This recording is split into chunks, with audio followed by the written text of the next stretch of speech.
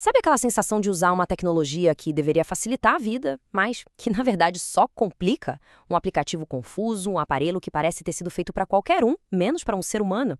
Pois é, o problema muitas vezes não está na tecnologia. A questão é, para quem ela foi pensada? Ou melhor, para quem ela não foi pensada, né? Hoje, a gente vai mergulhar numa ferramenta que vira esse jogo, colocando as pessoas e suas necessidades no centro de tudo. E para a gente entender o poder dessa ferramenta, vamos partir de uma pergunta que toca fundo em muita gente. Como é que a tecnologia pode de fato ajudar as pessoas a envelhecerem com mais dignidade, com mais independência, dentro da sua própria casa? Isso aqui não é uma pergunta teórica, não. É um desafio muito real que envolve saúde, segurança e, claro, muitas emoções. E olha, projetar para pessoas idosas é um exemplo perfeito desses desafios. Primeiro, porque não existe o idoso. É um grupo super diverso, heterogêneo. As pesquisas mostram que existem barreiras muito reais, uma certa resistência a tecnologias que são complexas demais, uma preocupação gigante com privacidade e também os declínios físicos e cognitivos que vêm com a idade. E, acima de tudo, uma necessidade muito grande de se sentir no controle, com autonomia e não ser controlado pela tecnologia. Ok, então o desafio é complexo. No momento, a gente começaria tentando definir um público-alvo. Só que vamos ver agora por que só isso não basta. Na verdade, pode até atrapalhar. Vamos colocar os dois lado a lado para entender a diferença. De um lado, o público-alvo. É uma definição ampla, meio fria, sabe? Tipo, mulheres de 65 a 75 anos, classe média. É um rótulo. Agora, do outro lado, a gente tem a persona. Aí a história muda completamente. É um personagem específico com uma história de vida que representa um grupo, mas de um jeito humano. E o mais importante, ela é construída com base em pesquisa e dados reais. A gente sai da estatística fria e entra numa história, em algo que a gente consegue se conectar. Então, se o público-alvo é muito vago para gerar uma conexão de verdade, qual é a solução? Bom, é aqui que entra a estrela da nossa análise de hoje, a persona de usuário. A definição é bem direta. Uma persona é sim um personagem fictício, mas ele não é inventado do nada, de jeito nenhum. Ele é o resultado de muita pesquisa, de entrevistas, de observação de usuários reais. A ideia é criar uma representação fiel de um grupo de usuários para que toda a equipe do projeto tenha uma referência clara, humana, de para quem eles estão trabalhando. E na prática, a persona se parece com algo assim. Isso que a gente está vendo é um mapa de persona, um modelo visual que organiza toda aquela pesquisa em um único perfil.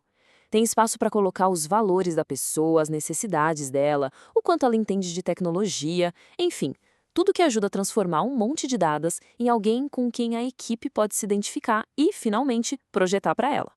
Beleza, já entendemos o que é uma persona, mas como se cria uma? Esse processo todo é, na essência, um exercício bem estruturado para desenvolver uma coisa: empatia. E não é um processo aleatório, não. Existe um método bem claro. O primeiro passo, e o mais importante, é a pesquisa com usuários reais. É a base de tudo para garantir que a persona seja um reflexo da realidade, não um estereótipo. Depois, o time todo, com gente de várias áreas, se junta para organizar as ideias. O passo seguinte é fundamental: refinar.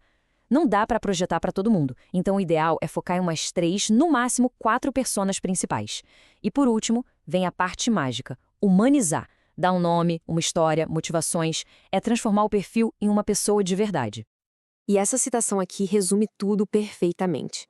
Empatia não é só um sentimento bonito. É um motor que transforma o que a gente observa no mundo real em soluções que realmente melhoram a vida das pessoas. E as personas são a ferramenta que nos permite praticar essa empatia de um jeito organizado e eficiente. Tudo isso parece ótimo na teoria, né? Mas e na prática? Como isso funciona no cenário real, onde as decisões importam de verdade? Vamos ver agora um estudo de caso bem interessante. Então, essa é a Maria de Lourdes. Ela é a persona central de uma dissertação de mestrado que tinha o objetivo de criar uma solução de tecnologia para cuidar de pessoas idosas em casa. A grande sacada é que a equipe não estava projetando para idosos em geral.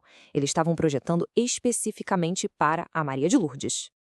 E olha só que interessante, a equipe pegou um mapa da persona da Maria, com todos os valores e as necessidades dela, e começou a conectar esses pontos diretamente com possíveis tecnologias. O processo não começou com a pergunta qual é a tecnologia mais legal que a gente pode usar. Começou com o que a Maria de Lourdes realmente precisa e valoriza na vida dela. E aí vem o ponto-chave. Como eles decidiram qual ideia seguir? usando uma ferramenta como essa matriz de posicionamento. Cada ideia era avaliada com base nos critérios tirados da persona. Por exemplo, essa ideia a respeito do principal valor da Maria é fácil para ela usar? Isso transforma o que poderia ser uma discussão de opinião, eu acho que, em um processo de decisão focado no usuário e baseado em dados. A história da Maria de Lourdes nos ensina uma coisa muito maior. Vamos dar um passo para trás agora e entender por que essa abordagem é tão poderosa, não só nesse caso, mas em qualquer projeto. No final das contas, as personas são essenciais por alguns motivos bem claros. Elas fazem com que todo mundo na equipe, dos designers aos programadores, tenha um foco em comum: a pessoa para quem estão trabalhando. Elas acabam com o achismo, porque as decisões passam a ser baseadas em pesquisa de verdade. Isso acaba levando a produtos muito mais eficazes que parecem feitos sob medida. E talvez o mais importante de tudo, elas cultivam a empatia, garantindo que o objetivo final seja sempre resolver um problema humano real. Isso nos deixa com uma reflexão. Quando a gente se força a entender de verdade as necessidades, os medos, os desejos de uma única pessoa, ainda que fictícia, mas baseada na realidade, será que no fundo a gente não está aprendendo a construir soluções mais humanas, mais eficientes e, no fim das contas, melhores para todo mundo? Fica aí a pergunta.